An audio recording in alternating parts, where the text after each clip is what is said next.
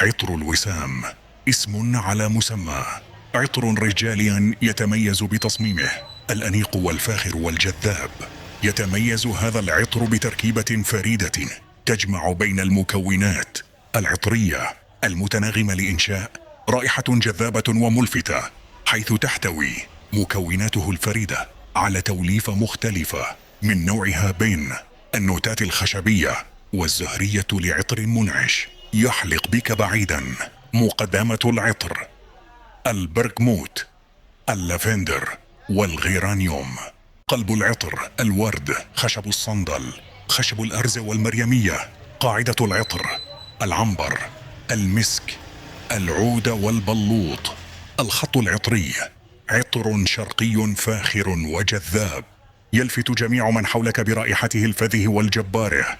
الأناقه العطرية: رسمي يستخدم في جميع الفصول. انصحكم بتجربته.